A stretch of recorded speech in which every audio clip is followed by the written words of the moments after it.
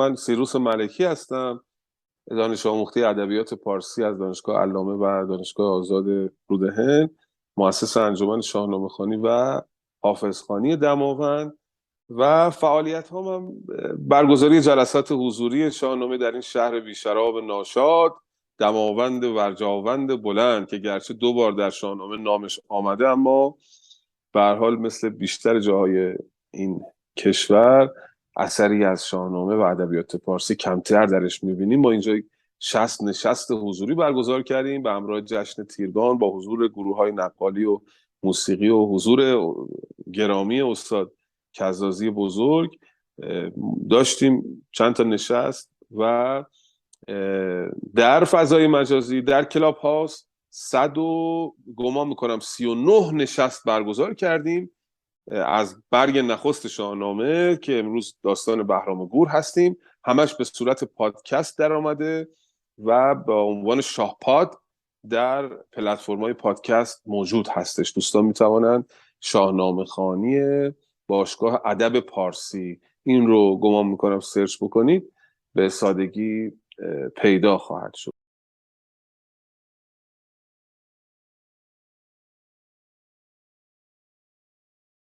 درود بر شما. موضوع مورد بحث امروز ما موضوع نقد زن ستیزی است در ادبیات پارسی به طور عام و به طور خاص در شاهنامه فردوسی. اساساً موضوع زن اهمیت همیشه داشته در ادبیات پارسی، اما امروز اهمیتش بیشتر هست به خاطر اینکه جامعه امروز ایران در حال یک تحول عظیم هست و در واقع یک دوران گذار ما به سر میبریم، از یک دورانی، از یک نگاهی به موضوع زن به یک لول دیگه ای از نگاه. بنابراین اهمیت بیشتری پیدا کرده پرداختن به موضوع زن ستیزی یا میسوژنی یه پدیده اجتماعی است که زنان در اون مورد بیمهری و تبعیض قرار میگیرن و بارزترین جنبش اینه که نسبت به جنس مرد از امکانات و موقعیت برابری برای رسیدن به جایگاه اجتماعی برخوردار نیستن.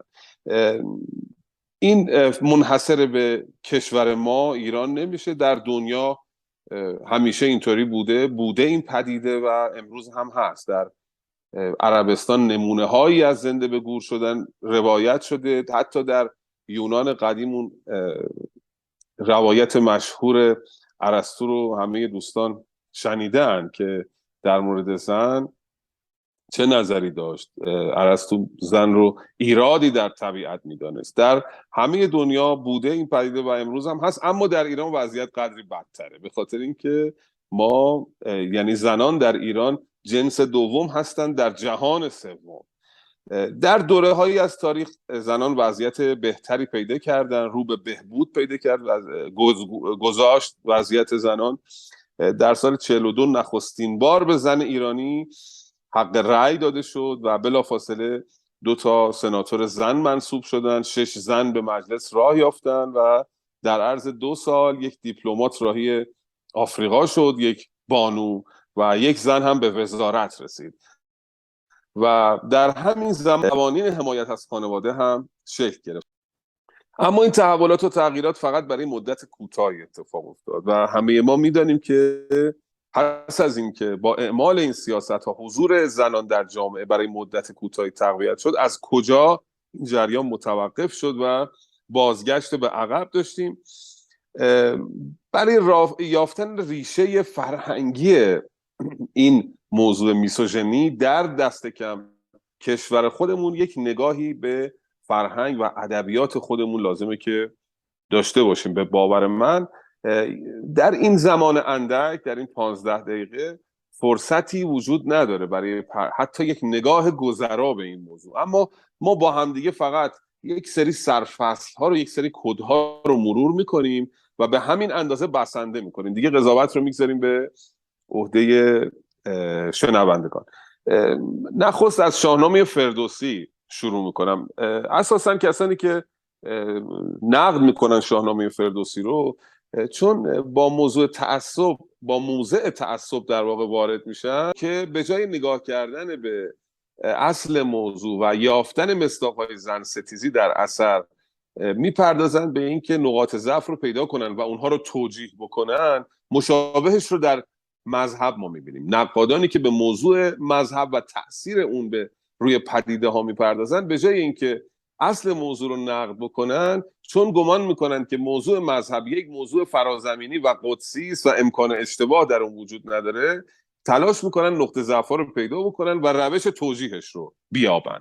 در مورد شاهنامه هم شوربختانه کسانی هستن که این گونه رفتار میکنن، چون معمولا کسانی که شاهنامه پژوه هستن مثل بنده و شما عزیزانی که میشنوید این جستار رو، شاهنامه براشون یک موضوع بسیار مهمه. یعنی علاوه بر اینکه یک اثر ادبی است، آمیخته شده با مسائل ناسیونالیستی و باور عمیقی دارن به شاهنامه و علاقه زیادی دارن. به خاطر این موضوع تعصب کمی کمتر شدتش از موضوع نقادان مذهبی ولی به چشم میخوره. اما بهتر اینه که نقادی که میخواد، منتقدی که میخواد به شاهنامه نگاه کنه از این منظر، به جای اینکه بیاد نقطه ضعف ها رو روش خط بکشه یا اونها رو توجیه بکنه یا اساسا نفیش بکنه، انکارش بکنه، اونها رو نخست ببینه و به جای اینکه با امروز، با شرایط امروز اینها رو مقایسه بکنه، از این منظر نگاه بکنه که شاهنامه فردوسی در اون شرایطی که سروده شده و در اون بستری که فردوسی از اون بستر استفاده کرده برای سرودن شاهنامه، با اون بستر مقایسه بکنه. یعنی این پدیده رو با عصر خودش و با عصری که این داستان‌ها در مورد اون نوشته شده قیاس بکنه، سنجه بکنه، نه با عصری که امروز ما داریم درش زندگی میکنیم. چون با معیارهای امروزین اصلا منطقی نیست که یک اثری که مربوط به 1000 سال پیش هست رو ما نقد بکنیم. بنابراین ما الان توی این جستار تلاش میکنیم که اول نقطه ضعف‌ها رو ببینیم با یک نگاه واقع بینانه، بعد بیایم این رو با بستر خودش سنجه بکنیم در موضوع شاهنامه فردوسی و اگر رسیدیم یه نگاه کوتاهی به ادبیات عرفانی و تعلیمی میپردازیم. در شاهنامه فردوسی اگر با معیارهای امروزی بخوایم نگاه بکنیم، بله اشاراتی هست، نمونه هایی هست در مورد موضوع زن ستیزی از زبان پهلوانان. حالا میان میگن که برای توجیه موضوع میگن که خب پهلوانان، پس از زبان پهلوانان اینا گفته شده، از زبان فردوسی نیست، نظر فردوسی نیست. این سخن درستی است، ولی چون مرتبا از زبان پهلوانان متعددی گفته میشه، آیا نمیشه این رو پنداشت که این در اندیشه خود فردوسی هم وجود داشته که مرتب بر زبان پهلوانان، حتی پهلوانان مثبت، حتی کسانی که فردوسی به سخنشون استناد میکنه، بر علیه زن سخنانی داشتن. حالا مثال میزنیم، اولیش در مورد افراسیابه که البته مورد تایید فردوسی نیست. شخصیت افراسیاب: کرا در پس پرده دختر بود، اگر تاج دارد بداختر بود. یا اینو بفرمید نگاه بکنید: مرا گفت چون دختر آمد پدید، همان در زمان سر بباید برید. نکشتم، نرفتم به راه نیا، کنون ساخت بر من چنین کیمیا. اینو مهراب کابلی در مورد رودابه میگه. خب اینم مهراب کابلی هم میگیم شخصیت خاکستری است و مورد تایید فردوسی نیست سخنش.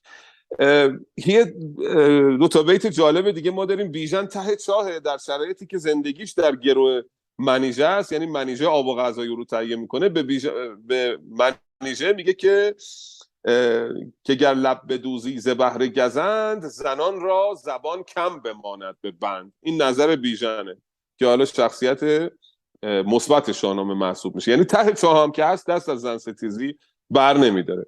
سیاوش: چه آموزم من در شبستان شاه، به دانش زنان کی نمایند راه.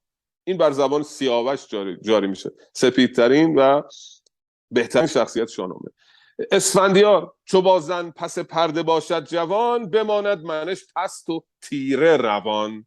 اسفندیار هم خب شخصیت خوبی است، به جز اون اشتباهی که داشته بقیه رفتارش در شاهنامه پسندیده است.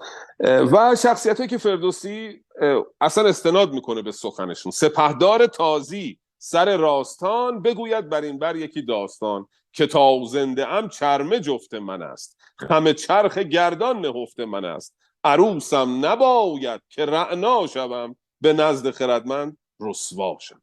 یا بر این داستان زد یکی رهنمون که مهری فزون نیست از مهر خون. چو فرزند شایسته آمد پدید ز مهر زنان دل بباید برید.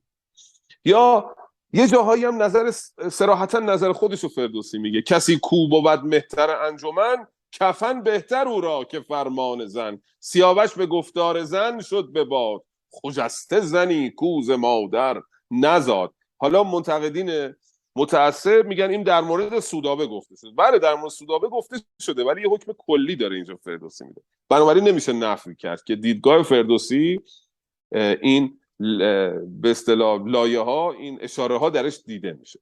اما اینا فقط یه اشاراتی بود که بخوام بهتون بگم، نمیخوام صورت مسئله رو پاک کنم.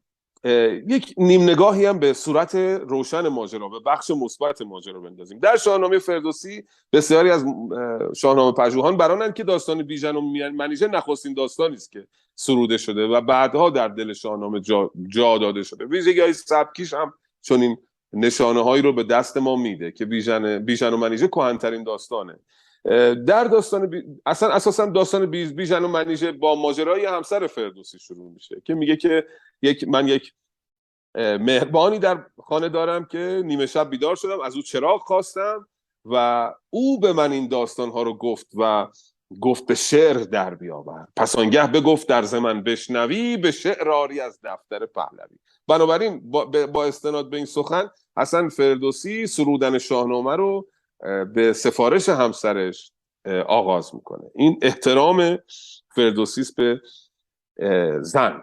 ماجرای زال رودابه رو شما نگاه بکنید. زال و رودابه اینقدر، حالا زال که موضوعش جداگانه است، رودابه رو بهش میپردازیم. رودابه به عنوان یک زن مستقل که به خودش و به عشقش احترام میگذاره، علیرغم مخالفت پدرش و علیرغم اینکه ممکن بوده که ماجرای عشق او با زال به یک جنگ بزرگ بدل بشه، پای عشقش میسته. بنابراین رودابه شخصیت ستوده است از این دیدگاه و شخصیت قابل قبولی است. فردوسی چنین چهره‌ای رو به ما معرفی کرده در این داستان.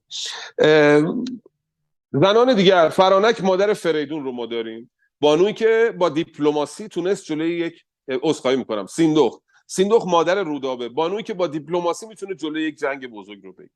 یا فرانک رو ما داریم، کسی که شاهزاده‌ای رو میپرورد برای رسیدن به جایگاه پادشاهی.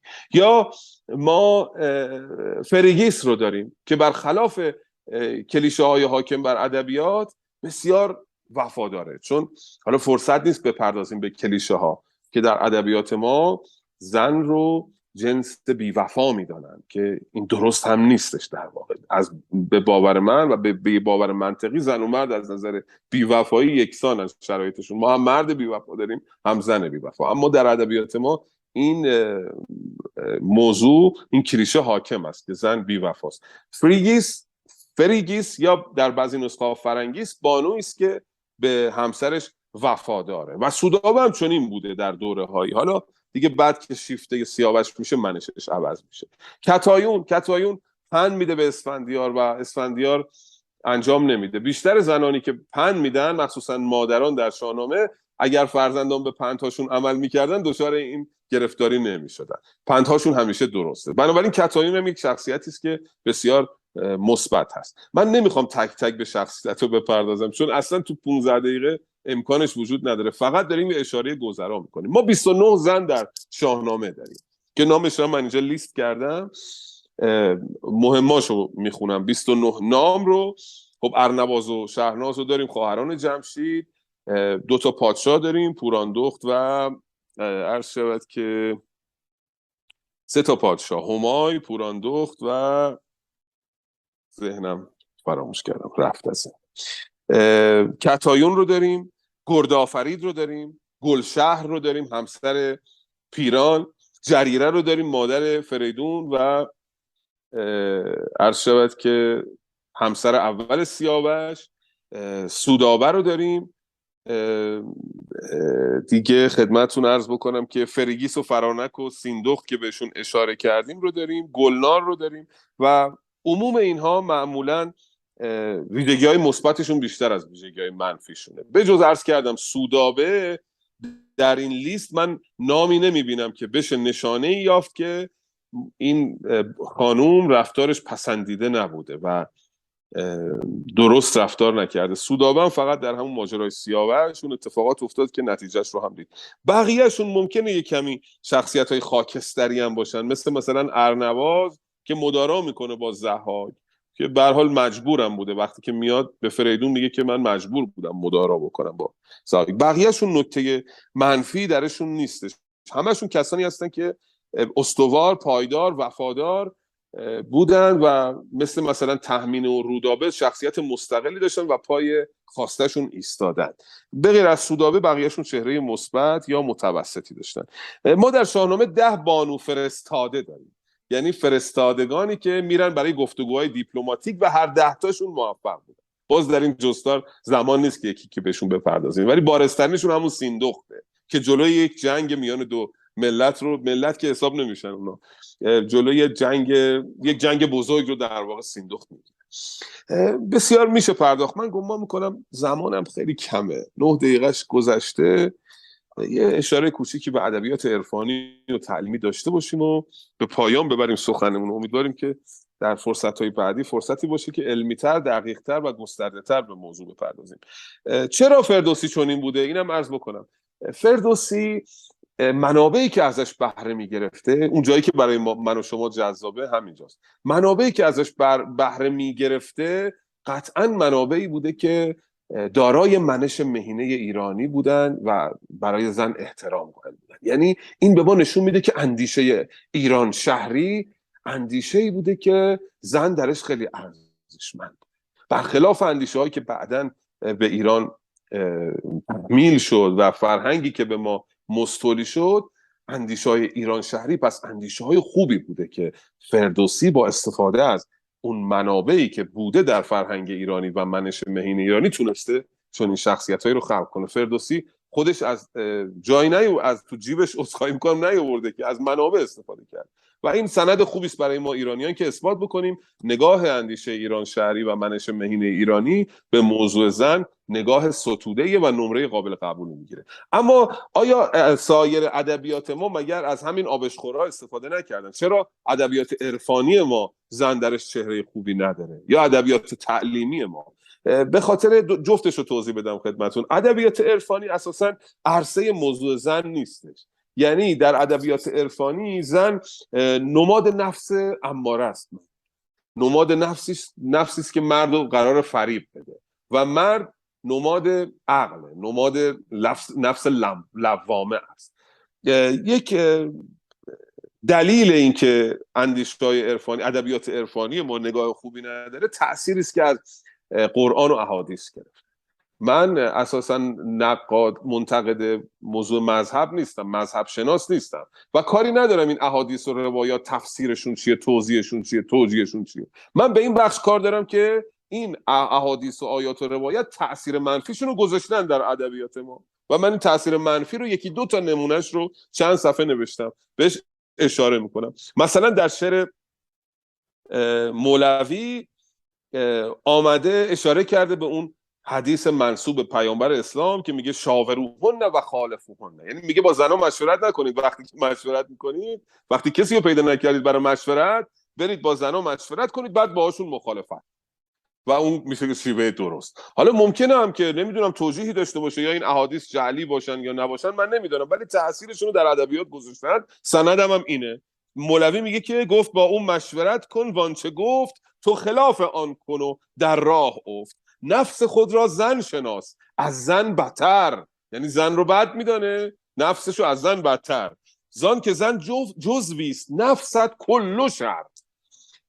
این نگاه مولاناست به موضوع زن با استناد به این حدیث. یا سنایی آیه به اشاره میکنه به آیه الرجال قوامون علی النساء، ایز شهوت تغارت آلوده، زیر دست خمار زن بوده، ناشنیده ز منهی گردون آیه الرجال قوامون. اشاره میکنه به آیه الرجال قوامون. بنابراین با همین دوتا مثال میخواستم خدمت شما بگم که ادبیات عرفانی ما تحت تأثیر احادیث و روایات است که زن ستیزی میکند. در ادبیات تعلیمی ما نظامی کلا در ادبیات مستثناست. نظامی هم همپایی فردوسی برای زن احترام قائل بوده. بارزترین جلوش هم خسرو و شیرینه. شیرین زنی است مستقل، قوی، به قول آقای سعیدی سیرجانی میگه شیرین با تقوایی آگاهانه و غروری برخواسته از اعتماد به نفس، از موجود هوسبازی چون خسرو انسان وفادار و والایی میسازد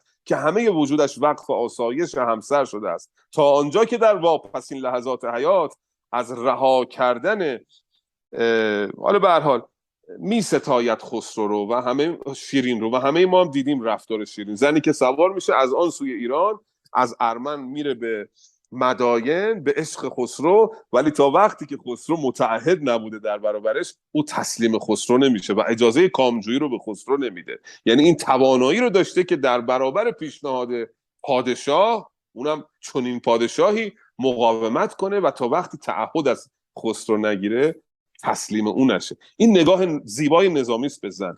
در موضوع ادبیات تعلیمی ما سعدی رو داریم. حالا سعدی چون رئالیست هست و وقایعی که او نقل میکنه حاکی اوضاع احوال دوره خودش هست و دوره خودش نگاه به زن نگاه خوبی نبوده. بنابراین به این دلیل است که در شعر سعدی ما احترام به زن رو نمیبینیم.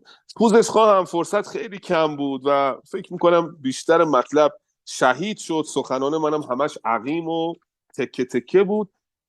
بذارید پای حساب اول کم دانشی من کمترین، دوم فرصت کمی که داشتیم، یکی دو روز بیشتر وقت نداشتیم برای خواندن، و سوم اینکه فرصت ارائه هم بسیار کم بوده.